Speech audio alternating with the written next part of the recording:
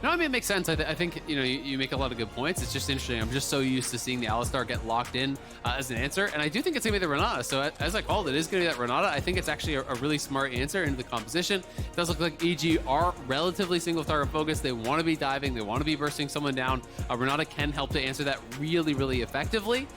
You also have the ability to potentially land that hostile takeover on a Jax, on a Yone, who are both very heavily auto attack based, can put out a lot of damage to their own team. And even just the space you can actually create with that is quite effective. Between that and the Azir wall and all of these different tools, TSM is going to have a pretty strong 5v5, but I do think EG as well has strong 5v5 if they're coming from multiple angles, and has a really good 1-3-1. Yeah, the 1-3-1 here I think is significantly stronger than anything we've seen out of either side of the draft so far today. There's no answer to 4 or 5 item Jax. There's no answer to 4 or 5 item Yone. They're both anime protagonists in a side lane here. So who are you going to send? You're going to send an Ornn, you're going to send an Azir, and you know that Seraphine and Sejuani and Nautilus will be comfortable just having Seraphine spam those Qs and the waves, clear them out. Definitely the case. Does put a lot of pressure on TSM in the early game to try and survive this melee topside from EG. I'm ready for it. If EG wins here, they're going to take the whole series. Let's see if TSM can stop them.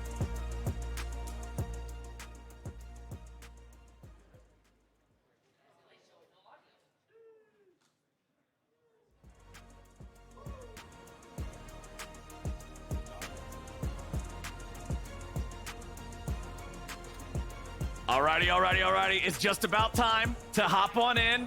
We're ready to go. TSM backs against the wall. They got to stand up here and make it happen. I'm excited to see if TSM is going to have a bit of a bounce back game here. Game 3, definitely the most one-sided. TSM looking very competitive in game number 1 and 2. Really looking like they can go back and forth here with EG. I'm excited to see if they're going to be able to pull anything like that off in this one. They definitely do have some really, really powerful scaling. Of course, there is great scaling on EG's side, but I would say it's more heavily execution-based. When you are playing these melee divers, you've got to really be on point with the engage in these team fights. Yeah, there's obviously a lot of peel tools available for TSM if you don't have a clean engage. Renata Berserk is incredible. Azir can shove you off. You can have the knockback by the Xin Zhao. Ornn can put out a lot of CC. Is he typing? I think he was typing. Okay. I think they might have got him. Looking at Twitter. Tactical in chat said, were you looking at Twitter? And Jojo Pune says yes. Yeah, whatever. I don't have anything to say about that. But it's going to be really exciting to actually see how this matchup goes, because this is something that we have seen kind of come to light as a counter to the Azir. That's something that Palafox did actually really enjoy playing himself. It can be very difficult for the Azir to actually match up, especially once you have that E unlocked. Once you do hit that level 2, you jump forward with the E, you start trading very heavily into the Azir. The Azir can't really match those trades. You're kind of forced in this awkward situation where you're just retreating. And even if you look post 6 for an ulti, well, then he just snaps back to the shadow. So it's very difficult to actually deal with Yone in those situations. Soul Unbound is such an incredibly powerful basic ability, stronger than some of the ults in the game, honestly. Yeah. Like the ability to use it offensively and guarantee that you've got a way back out. Also, as we go into the tri-lane here, I just really have to compliment Impact's choice of skin here. Just using the World Championship Jax for this to really send a message home. I feel like anytime he plays Jax these days, you see him in the World Championship Jax. If you have a skin named after you, I mean, there's no reason not to, right? That's your skin. gotta flex on him like that. That's your trophy you're beating him over the head with. That's just the kind of championship attitude that you need to seal this one away, get the win, and go on to play Team Liquid on Sunday. We'll have to see if he can do it. Obviously, you have Inspire clearing bot to top, and speak of clearing away from him, so a little bit of resources probably going to be going in Impact's way, drop a ward so you can kind of keep just perma pushing. I don't think it's necessarily a lane that you're going to dive unless you can get solo low, and at half health right now, maybe he can. Jax also really just likes to get some levels nice and early. We know that the power of this champion depends a lot on having the extra points in those skills. The W in particular, Empower is a really, really bad skill at like level 1. It doesn't add a lot of damage. It has a high cooldown, but as you get levels into it, incredible DPS. Yeah, absolutely. We can see, over towards mid lane, Jojo actually did have to use his health potion. He is taxing Maple's mana here pretty heavily, but the early damage he took is actually kind of relevant. He did take 3 autos essentially with that soldier for free. The wave is not in a great spot, but it is worth mentioning that he is playing DP, Impact is playing Flash DP, so there's no sort of Ignite Jax. So I do think we're going to see Impact play this pretty patiently, not really feeling any pressure to get anything crazy done. He can just look to scale this out. Bot lane as well, kind of playing it more defensively, holding the wave right in front of their turret for EG, given that they knew Inspire was moving up to the top side of the map. There's a lot of lanes for Nautilus where you can kind of get the shove early with E plus just kind of AoE damage from your marksman. Obviously, Seraphine, not quite that, but your Q splash can clear a wave out pretty quickly. Back when you used to see a lot of Kai'Sa, Nautilus, it was the same reason. You both just kind of use your AoE abilities. If they're playing in the wave, they get hit, and then you also get to clear it out at the same time. A little bit of a trade back and forth here in the top side. Gold nice and close between both teams here early on. Nobody getting any insane lane advantages, but Inspired's looking to show up and get an advantage here for his top laner. He sits on a ward for an extra second there. And Solo's just fine. Impact only has 300 HP. The fact that Solo's walking back up lets EG know, yeah, you shouldn't be going for this. Yep, and he's even going to interrupt the recall. It's just pretending he doesn't actually have it warded, walking all the way up, so Inspired does not cancel that early, being as annoying as he possibly can here. Without Counter-Strike, you actually be really careful when you are playing into the Ornn, because those brutal passive autos do so much damage, and they could potentially look to set up a dive of their own here. Inspired is gone. Yeah, this is potential bad news. Impact has already used the helicopter, and he is grounded. TSM first blood. That was such good communication between Solo and Spica. You saw Spica actually hover on the ramp for a couple seconds to make sure that the recall completed by Inspire before he actually went up and then dropped the pink ward to make sure, hey, if we show too soon, Inspire will stay around, we won't get this kill. That was just such a heads-up play by Spica. Yeah, that was really nicely done. And Spica had actually already based, Inspire had not, so even having the additional damage there to make it happen. Impact getting chunked out, and despite the fact that Inspired's the one who actually heads towards top side first, it is their team that gets punished on it. Inspired trying to get something back, though. Very, very standard play here. And when the enemy jungle shows top, you look for a play down towards bot, and now they're potentially going for a dive here around mid. Oh, flash away from Maple to keep himself safe. Outplay from Maple, scooping them all back. EG's too far forward. EG screwed that up, and TSM punishes hard. That is huge from Maple, flashing the ult and then getting the scoop back on multiple members there. Chime makes the roam up, knowing that the dive could be coming in. Spica already in the area. It's 3-0 TSM. There are 1,400 gold here, only 6 minutes in. Shades of game one as well, with what you would think is the scaling advantage in their favor. Sivir, Ornn, and Azir, where I think the 3 champions they actually used in game one. And again, off to such a good start. Maple, nice sidestep on the hook as well. Just played that one as cleanly as you could. Even without the backup coming, he probably just lived through that dive by himself. And at the same time, because Spica was in the area, because Renata was already on the way, flashing that, sidestep the hook, ult as they come in to make sure the auto doesn't even get the root off on him. Yep. Stops the charge as well from Sejuani. Yeah, even sidesteps the Sejuani W, right? Like, he basically avoided everything. You couldn't really do it any better than that. And then Chime arrives, has the handshake, and they get both of those kills. This is massive for TSM, especially after last game, how bad that dive went early bot. It was very clear that the game was going to be incredibly hard for them really early on. And now the shoe is on the other foot here, and it's Maple out to a strong early lead. He was a key factor in that game one win as well, finding that kind of Drake fight angle. His Azir, no joke. I'm kind of surprised to see that he got his hands on it for a second time this series. Maple's Azir truly showing up as a game changer here. Might be exactly what TSM needs to take us to a game number 5. Back up here in top side, Warden's Mail completed for Solo. Very, very powerful laning item. Back when Bramblevest used to be the auto buy for all the tanks into fighters, these days people have realized the raw defensive power of Warden's Mail, unless you're against somebody who just revolves around healing, is very potent. Makes it difficult for Impact to try and win the 1v1. Of course, you can still farm up in scale. Just currently, you're not going to be able to do that until about 1-2 items more likely. And just on the Maple point, like we were talking about this a bit in game 1, 6 Worlds appearances by this guy. He is one of the most storied players in LoL esports history. Yep. And he's someone you can't count out. You give him the highest presence champion in the meta in Azir. The second game in a row, he might be able to carry for them. And TSM, like we said, has a lot of experience in their hand. Yeah, they got rocked in game 3, but a lot of these guys have been through difficult series before and knows what it takes. Impact and Solo in a long extended fight. Spica will be making his way up here first. He sweeps over that ward, which means that Impact is aware he's on the way, has to back up a little bit further. Chime is also up here. Inspired is on the Herald, but there's so many bodies nearby from TSM. EG's bringing up the whole crew now as well. We might get a full-on team fight 8.5 minutes into the game. EG committing to the Herald. TSM's coming in. The Ornhorn has been summoned up. Who's gonna die first? A lot of damage pouring through. It's gonna be stolen away by Spica. TSM finds a kill, finds the Herald, finds another one, double back over to Spica. But they do lose Chime. Impact and Danny try to get away, but Danny falls too. TSM get a 3-for-1 and steal the objective. Yeah, TSM get everything, and Tactical basically wasn't even there. He was behind the play that was a 4v5 essentially for TSM. They're nearly 3K ahead. Spica 5-0-1 here. I mean, look at the minimap. Look at where Tactical is when the fight is actually breaking out. This is just a straight up 4v5, but the Ornn ulti connecting across so many people. Danny goes in for the R flash there, connects the charm on so many members on the other side, but they just don't have the damage to actually burst them down. And Spica rocks through JoJo. Vulcan is incredibly low. Just now does Tactical arrive, but it doesn't matter.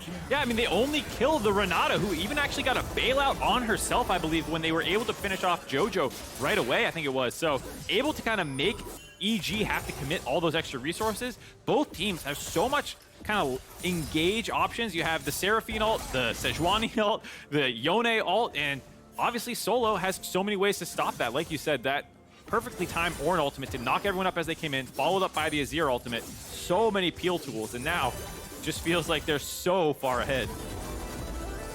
What a game 4 for TSM. In 10 minutes, they've got 6 kills and a 2,500 gold lead. No Drake taken yet by either side, which is a stark departure from what we've seen so far in the series, with EG having a lot of focus on early Drake control. The fact that TSM has a scaling advantage means they don't need to really stack dragons as a win con. It's nice if you can get them, which they can now after having all this control in the game, but there was no early priority on it for them because they already had the ability to take fights in the late game. And Spica, man, 5-0-1, 100% kill participation. Azale, you were talking about it at the top of the day.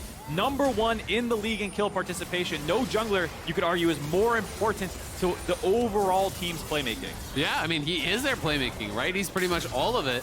Is JoJo going to be able to get Maple to actually force out the ulti there? Did not use an ultimate of his own. You know, that is how the matchup can go. Once you start getting some levels, you start getting some items, you really can get aggressive with this trading, but Maple does not need to win the 1v1. He just needs to be able to continue keeping that farm high, playing for the 5v5.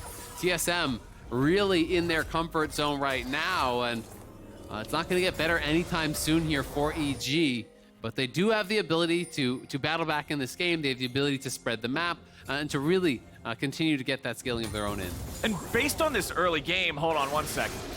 1 second here. Looks like we might have some problems. All right, Impact gets away for now. But based on this early game and TSM's lead that they've built so far, I think this now almost demands a 1-3-1 approach from EG as a win condition. And one of the nice things about that is because so much of the gold is on Spica, yes, he's absolutely terrifying as you see him try and scrap out.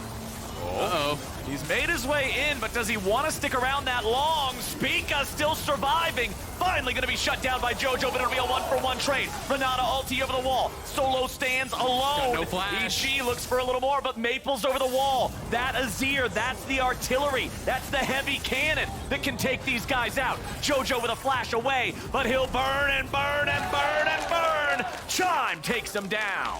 Yeah, they're going to get another kill there. TSM coming slightly ahead, I think, but at the end of the day, it is a shutdown for JoJo onto Spica, who dove very deep in there and does get taken down. I overall like the idea by Spica. The fact that he actually flashes in with his ultimate getting out of JoJo Punes. The problem is Solo there biffed his ultimate. If he was able to get that follow-up, you might have been able to keep Spica up and alive to get the first kill. You start getting Triumph healing, you have your Conqueror going. Like, there's a world where if that ultimate from Solo came through, this is just a clean fight win for TSM. They still come out ahead, and it kind of speaks to how much leg room they've bought themselves by that they don't even need to play it perfectly to still win these fights. Yeah, absolutely. I didn't even catch the missed ulti there in the first play, but you know, Solo playing it well in the tail end, landing the knockups, kiting back into that little alcove where Maple can hit them over the wall so they can't actually continue on the fight.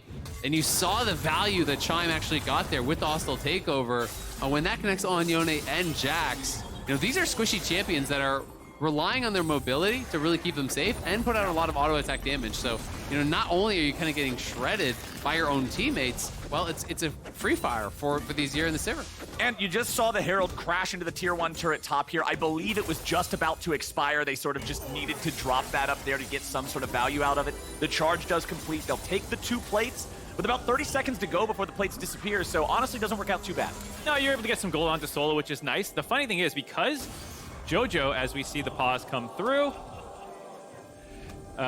we'll see what it is in a second here. But where I was going with that was because the JoJo Pune got the shutdown, he's actually ahead of Maple in gold, and where you're going with the 1-3-1 point. The fact of the matter is, as long as you're ahead of whoever's trying to stop you, it matters a little less how much the overall team gold is, and that is kind of like the copium angle right now for EG. The one thing I will say, though, is when you're going up against Ornn actually has pretty good wave clear and is really, really difficult to dive. Already has an early Frozen Heart, so it's like, even if you're 500 or 800 or 1,000 gold ahead of the Ornn, it doesn't actually matter, right? Like, unless you can get multiple members up there and start diving the Ornn and then get the lead to where it's at a monumental level that the Ornn can't even clear waves, then that becomes a problem.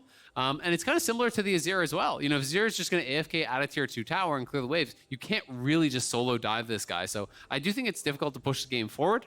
But JoJo also going for a bit of a unique build. It is going to be the Blade of the Rune King. I've been seeing this some, but in solo queue at least, you see a lot more shield bow because he only does scale with crit incredibly well. Right.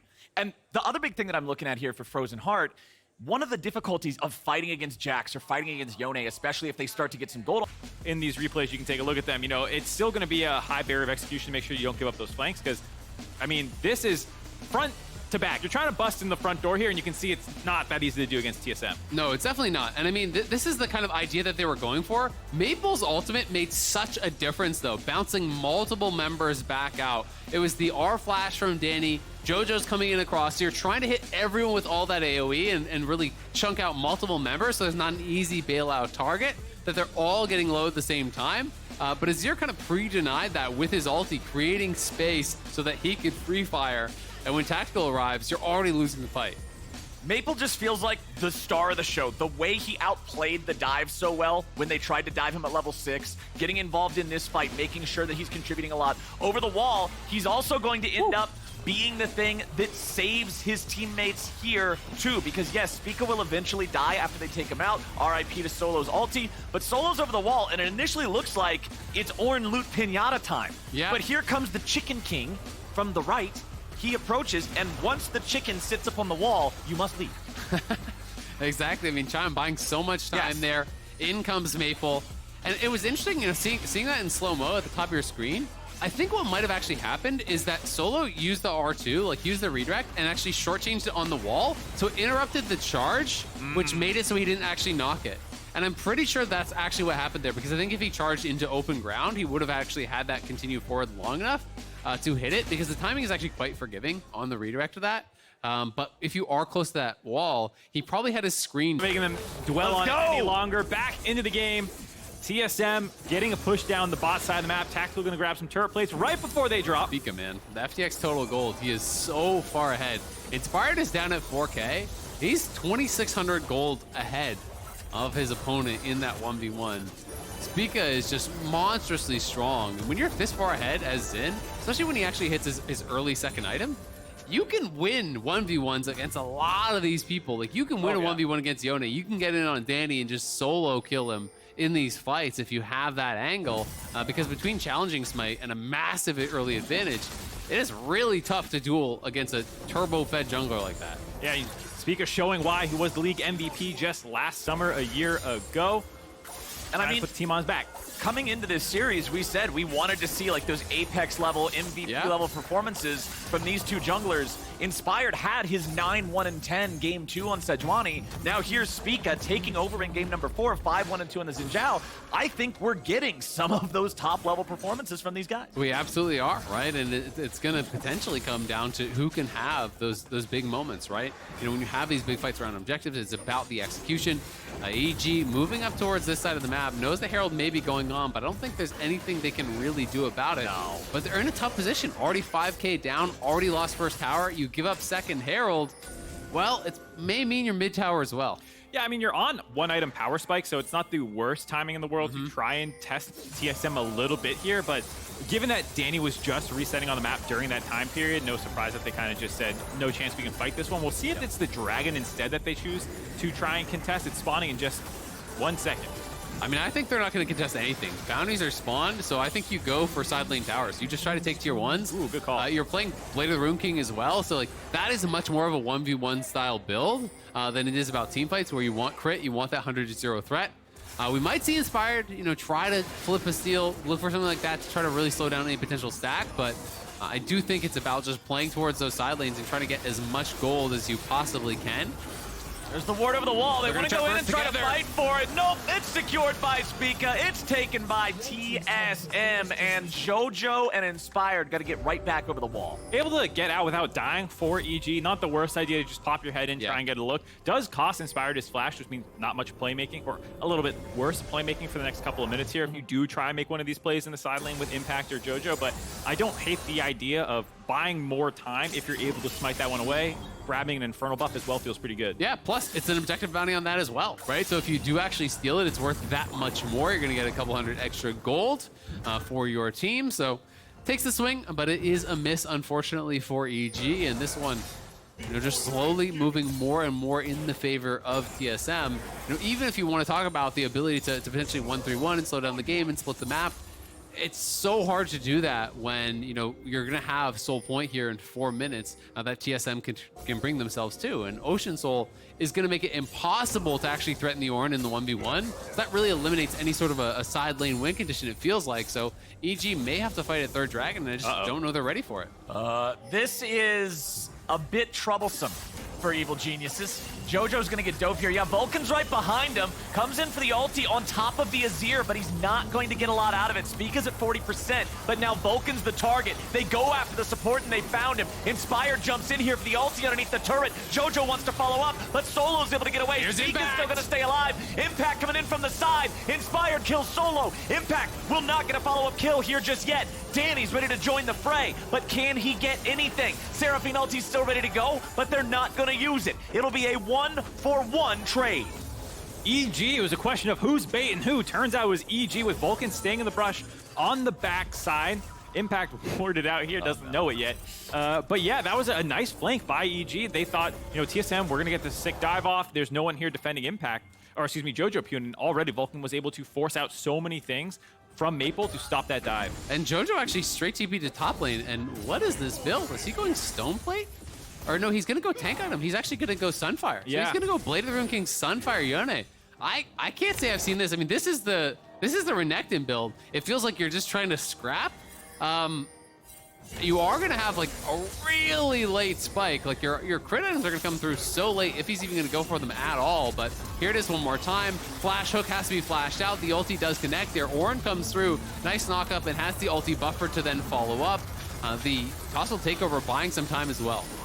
And you saw there, Solo tried to have a nice immune on the Sejuani ult. Did actually land it, but was still stunned coming out of it. And then JoJo was able to land the follow-up. So you see the Impact flank there, able to get on top of Spica as well. Super well fought, but doesn't look like we're done yet. We are not, my friends. TSM coming in. They're looking for Vulcan. He goes berserk. He's pulled right on back. Seraphine ulti comes in over the wall, but Vulcan is still about to die. He doesn't drop just yet, but Solo mows him over with the R2. Snipes him with the Ornn ult, finishes off the kill. 1-for-0 for TSM. Nicely done there by TSM, getting the kill. Oh, an ulti backwards. JoJo doing a good job buffering that one, but is it good enough? No, sir. Tactical with a flash away. Both TSM carries barely living, but that's what you get for a 6,000 gold lead. Absolutely, they just slink out of there. Tactical and Maple, no flash, no cleanse. They get out alive. That is absolutely huge, and you have to think, if that was a different build, would that have been a kill? We would have seen JoJo go down earlier, but just not a lot of burst at all in this build. It is very auto attack based. It's scrappy. I don't know. I think the idea behind the build is paired with Seraphine, shielding and healing technically gets more value because the HP that comes in gets the extra benefit from being tankier. You're thinking that these fights are not going to be about necessarily insta-blowing somebody up. Maybe you're playing for a little bit longer of a team fight.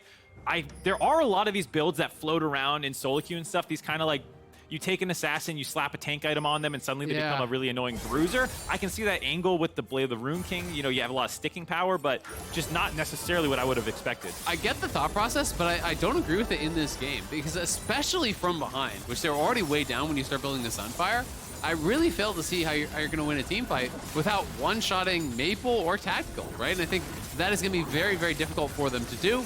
But maybe he's saying, hey, it's more my job to actually just set up the CC, and we're going to have enough damage behind it. But Solo looking for an engage here on a Danny. You want to talk about setting up CC? Ornn is adept at that. Solo gets hit with the Sejuani ulti there from the side. So TSM are not going to find the engage they were hoping for. Impact jumps in after Solo. Deploying the helicopter now, switching the targeting over to Chime. He fires off the hostile takeover. Jojo stuck in the middle of everybody. The tank items keep him alive, and Tactical's dead. Now they're switching the targeting over to Spica. Now he's about to die. Impact takes another, and EG just got 2. EG get 2, they'll get the bounty on the Dragon. Can they actually get over to the Baron as well? I don't think so, because the respawn timers would be too short, and Maple's still full health. But that is a big team fight win there for EG. It does pull them a little bit closer here in this game. And right here, it's critical that's ult for ult. Solo is the primary engage that they have, and the fact that you have Inspire kind of just ulting to make sure that there's no follow-up. Now it's a lot harder for TSM to pick their fight, and they get split here. Chime and Solo are going to head back into the river, while the main carries of TSM all end up in lane, and this gives Impact a nice setup, double stun onto Chime, and kind of forces out the other big team fight tool from Chime right away, but doesn't land onto a lot of the main members. And it's all about the hook from Vulcan, you know, finds Tactical as he walks in, lands the hook, lands the passive auto, then Jojo can have the layering of his own ultimate there, and utilizing that E, hiding it out, using the max duration there to just stay out of range of Spica so he can't get any sort of a counter kill. It's played out very well there for EG, and they are closing in now on their second items here. Should be nearly enough gold there in pocket for Jojo. The Frozen Heart is going to be done here shortly for Impact as well. So Evil Geniuses had a very important fight there. They stopped the soul stack. They avoid a stop this or soul situation for TSM 4 minutes from now, and they close that gold gap from about 7K down to 5K.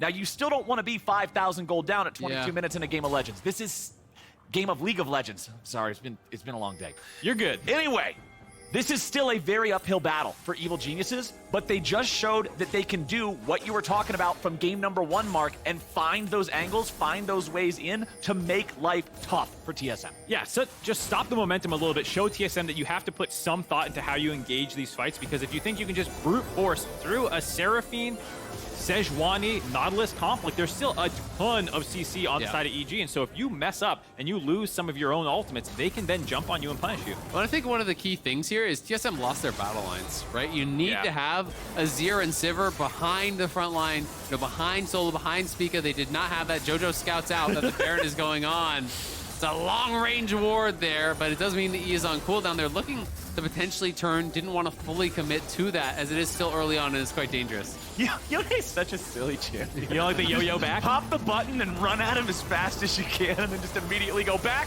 But now they're going in. Spica's here on the front. Danny's going to be targeted. TSM looks for the enemy bot lane carry, and they found him. Jojo tries to reset his position, and EG will not break the battle lines this time. TSM charges forward as Jojo and Impact are too low to continue fighting, and TSM has a shot at the Baron. Yeah, they're going to go right over for it. Inspired trying to delay as much as he possibly can, but with Danny going down there, it's TSM's Baron to take. They're going to force on this for sure. Impact does have his TP, so does Jojo Pyun, but there's no ultis available. It's so hard to see them getting there in time. Okay, EG, they're making the call to try to fight for this, but the Baron is already gone. There's nothing they can do about it. Yeah, no way to stop that. TSM's Baron take is so fast, and such a good job there by Solo and Spica being the two primary people who hopped on top of Danny, blew him up at the start of the fight. They have been doing this for the majority of the series. This is the second Seraphine game in a row where they know, like, this is the guy we need to kill at the start of this fight and make sure he can't prop up the front line and melee members of EG. Yeah, absolutely, and we're gonna see this one more time. You're just looking for Danny here through mid lane. This time, all of TSM is together. The carries behind the tanks here. Inspired and Jojo trying to go back in that back line and really push them away. But it's Spica and Solo getting in onto Danny. He didn't quite have the flash. You can see the cooldown at the bottom of your screen was just barely not up. He gets burst down despite the fact that Impact's there trying to peel. The rest of the team is coming back to try to keep him safe. And with him down, TSM turned for an easy Baron. So one thing that I always like to see is stories told through items. As soon as he completes the Sunfire Aegis, Jojo just buys the Wrath Potion. He's saying, look, this game's pretty much done. Either we have to get a slam dunk fight now, or we're just gonna slowly lose under the weight of this TSM lead. So I think EG's got one big fight left in him. Yeah, we talk about when you have these short-range melee compositions, how hard it is to defend your base from a siege that a Sivir and a Azir can kind of throw at you. So maybe not during the pushes, but later on you can see that at some point Jojo's going to pop that whenever they think it's their time to go. Maybe it's in 30 seconds at this next Ocean Dragon. Rather than trying to defend their base, they can try and do those flank maneuvers that we saw in Game 1 that almost brought them back then. And I'm guessing with the other Chain Best, he's going Death Dance. Yeah, is kind of my assumption here. So it's a very strange Yone build. It's this kind of bruiser build. It may be something that is gaining popularity that I just haven't seen. Definitely can happen, but it doesn't really feel like it fits the playstyle of this comp. And it is going to be a struggle already when you're this far down to be able to burst down that back line, but they'll have to have the perfect combo to want to be able to do it. And it's up to TSM to not let him have that. Don't give him the opening. Don't put Tactical in a spot where these carries can jump on him. TSM are going to start up the Drake. TSM still command Baron and a 7,000 gold lead. Solo's in the spot to try to zone away everybody from Evil Genius. Has a flank angle. Inspired goes over the wall. He's in the pit now. He's just going to get jumped on. Maple and Spica go in for him. Inspired is rooted up here on the front line. Jojo wants to go over the wall, but Inspired's already dead. TSM is out fighting them the entire time. Impact wants to get away, but now he's stuck on the wrong side of the river. It's going to be Drake and Soul Point for TSM with 2 kills as the cherry on top. The battle lines were perfect that time for TSM. Solo was 1v3 basically, zoning out multiple members of EG, making it so it was so easy for Maple to go in there, scoop Inspired, finish him off, get the dragon, and now try to end the game. Spica can just chase after Jojo. He's not worried about losing a 1v1 to a tank Yone. He can just keep chasing after, keeping this going. He's got Maw, he's got Death's Dance. He's the one who has brought TSM to this spot. Yeah, 9.5k ahead now. TSM gonna crack the first inhibitor here. Now, even with Impact having a good angle for that flank, getting in onto Tactical, doesn't really have the damage to threaten him at this point of the game. They're just simply too far behind, and Solo zoning the rest of EG out meant there was no assistance on taking down those backline members. So for EG now, it's desperation. They're trying to potentially find a pick before TSM can get back and spend their money. Oh, Maple getting hit by that Sejuani ulti, but nobody's around. Nobody's even close. And now TSM's ready to try to turn it right back against him. Impact makes his way in as the Fate Seal comes through. Jojo looks for the damage, but he doesn't have any. Spica now continuing to dive in. He doesn't know how to retreat, and he doesn't need to. They'll lead the charge and eradicate Evil Geniuses. TSM ace EG in the bot lane. They're going to push us to Game 5. If there's one thing about North American playoffs, you know it's going to the full series. Nobody predicted a 3-2 on this one, but here we are. TSM will rise to the occasion and bring the defending champions to a 5th and final game to see who gets to move on. Spica and Maple, monster performances in this one. 7-2-11 for Spica, 6-0-9.